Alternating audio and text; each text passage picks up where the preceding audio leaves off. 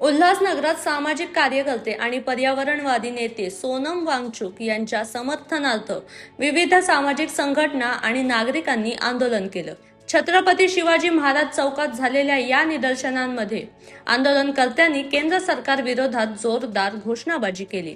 यावेळी केंद्रीय शिक्षण मंत्री धर्मेंद्र प्रधान यांनी तात्काळ राजीनामा द्यावा अशी मागणी आंदोलनकर्त्यांनी केली। विद्यार्थ्यांच्या प्रश्नांकडे केंद्र सरकारने गांभीर्याने लक्ष द्यावे, तसेच लोकशाही मार्गाने मांडल्या जाणाऱ्या मागण्यांकडे दुर्लक्ष होत असल्याचा आरोप करत सरकारच्या भूमिकेचा निषेधही व्यक्त करण्यात आला।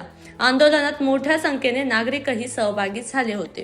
2014ला मोदी सरकार आल्यानंतर या देशातल्या नागरिकांना असं वाटलं होतं की आम्हाला आजचे दिन येतील, कारण आजचे दिन दाखवण्याचं स्वप्न दाखवून हे सरकार सत्तेवर आलं होतं।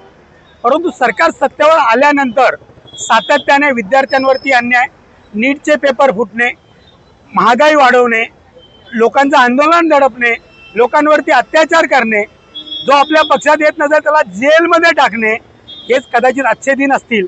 आज जर तुम्ही बघितलं, गोरगरीब मुलगा जर नीटची परीक्षा मेहनत करून देतो, अभ्यास करून देतो, 18 तास तो अभ्यास केल्यानंतर नीटच्या परीक्षेला तो अपेअर होतो, त्याच्यानंतर हे सरकार श्रीमंताच्या मुलासाठी 50-50 लाख कोटी रुपये घेऊन नीटचे पेपर लीक करतं आणि जे श्रीमंताची मुलं डॉक्टर कसे होतील, गरीबाचा मुलगा घरात कसा बसेल, यासाठी हे सरकार काम करतं। म्हणून या सरकारचा सगळ्यात पहिले जाहीर निषेध केला पाहिजे।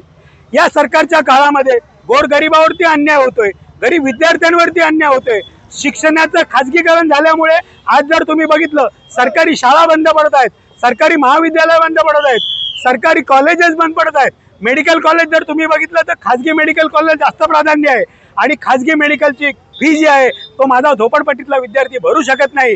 श्रीमंताचीच मुलं तिथे ॲडमिशन घेतात, म्हणून कदाचित सातत्याने हे पेपर लीक करून त्या विद्यार्थ्यांना दाबण्याचं काम हे सरकार करतंय। सोनम वांगचुक 20 दिवस बसल्यानंतर या सरकारने जर लोकशाही या देशात जिवंत आहे तर त्या ठिकाणी जाऊन त्यांच्यावर चर्चा केली पाहिजे होती, परंतु असं न करता, त्यांच्याशी चर्चा न करता, त्यांच्याशी संभाषण न करता ज्या पद्धतीने त्यांना उचलून नेलं ती बाब निषेधार्ह आहे। असं या सरकारच्या काळात जर हुकुमशाही चालत असेल, अन्याय होत असेल तर या सरकारच्या विरोधात या देशातली जनता आता रस्त्यावर उतरायला सुरुवात झाली आहे आणि हा संघर्ष येणाऱ्या काळामध्ये खूप मोठा असेल, एवढंच मी तुम्हाला सांगतो। आज उल्हासनगर मधील विविध सामाजिक संघटना, विविध राजकीय पक्षांच्या कार्यकर्त्यांनी, सामाजिक कार्यकर्त्यांनी एकत्र येऊन दिल्ली येथील जंतर मंतरवर माननीय सोनम वांगचुक सर व अभिजित दिपकेजी यांचं जे विद्यार्थ्यांच्या समर्थनार्थ आंदोलन सुरू आहे आणि ज्या प्रकारे दिल्ली पोलिसांनी सोनम वांगचुक सरांना ज्या प्रकारे दडपशाहीने त्यांना जबरदस्तीने तिकडनं उचललेलं आहे, त्या विरोधामध्ये सर्व इथे एकत्र आलेले आहेत आणि उद्देश आहे की सोनम सर व अभिजित दिपके यांना समर्थन देण्याचा। कारण असं आहे की हे आंदोलन कुठल्या राजकीय पक्षाचं नसून हे आंदोलन विद्यार्थ्याचं आहे। कारण पेपर लीक ही एक राष्ट्रीय समस्या झालेली आहे। विद्यार्थी मोठ्या प्रमाणे अभ्यासाची तयारी करतात, परंतु पेपर लीक झाल्यामुळे विद्यार्थ्यांवरती मोठ्या प्रमाणात अन्याय होतो, त्यांच्या पालकांवरती अन्याय होतो। ज्या प्रकारे आता नीटचे जे निकाल लागलेले आहेत ते देखील संशयास्पद आहेत। आता नीटचे जे आम्ही काही उत्तरपत्रिका बघितल्या, त्यांचे रिझल्ट बघितले, तर यामध्ये खूप साऱ्या त्रुटी आहेत। तर एकंदरीत ही व्यवस्था चुकीच्या पद्धतीने विद्यार्थ्यांचे प्रश्न हाताळत आहे आणि जर विद्यार्थी याविरुद्ध आंदोलन करत आहेत, मला असं वाटतं की सरकार म्हणून त्यांनी त्यांच्याशी बोलायला हवं, त्यांचा प्रश्न समजून घ्यायला हवा आणि यातून काहीतरी मार्ग काढायला हवा। परंतु खेदाची गोष्ट आहे की 22 दिवस होत आलेत, कोणीही त्यांच्याशी बोलायला गेलेलं नाहीये।